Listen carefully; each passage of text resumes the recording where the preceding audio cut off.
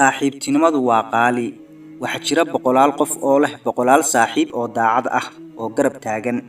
Waxaa jira boqolaal qof oo leh boqolaal saaxiib oo khiyaanoolayaal ah oo dusha kala qoslaya balse aan fahansanayn.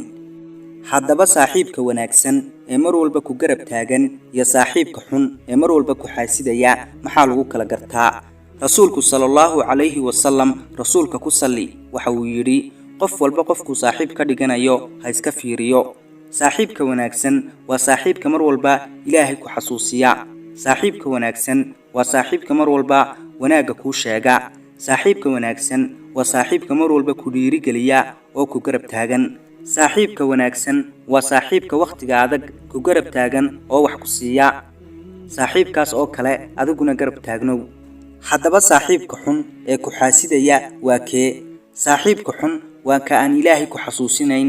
Saaxiibka xun waa ka aan wanaaga ku sheegayn. Saaxiibka xun waa ka aan ku garab taagnayn ee ku dhiirigelinayn. Saaxiibka xun waa ka waqtiga adag dhabarka ku jeediya. Saaxiibka xun waa saaxiibka aan horumarkaaga ogolayn oo xataa maasha Allah aan ku dhahayn. Kaasu saaxiib maahe ka fogow. Haddaba waqtigee ayaa la kala bartaa saaxiibkii daacadda ahaa ee mar walba ku garab taagnaa iyo saaxiibkii khiyaanoolaha ahaa ee dusha kala qosli jiray ee aadan ogeyn? Haddaba waqtigaad kala baranayso waxa weeye waa waqtiga ay noloshu kugu adag tahay. Saaxiibkii daacadda ahaa waqtiga uu ku garab taagan yahay oo waxayuu ku siinayaa, balse saaxiibkii daacadda ku ahayn ee mar walba dusha kala qosli jiray waqtiga uu ka tagayaa oo ku dhabar jeedinayaa. Waqtigaas ayaa la kala bartaa. waa waqti aad kala baranayso qof walba daacad ku ahaa oo ku garab taagnaa. waa waqti aad kala baranayso qof walba khiyaanoolaha oo dusha kala qosli jiray.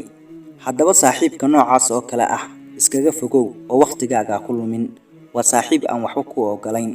waxaa jira boqolaal qof oo maanta ka shalaynaya saaxiibaday aamineen oo khiyaamay. saaxiibadayda qaaliga ee channelka ku xidhan aad baad u mahadsantihiin. waa anigoo ah Maxamed Wardi Cali oo idin leh nabadgelyo korkiina ha ahaato. waa inoo muuqaalka xiga insha Allah.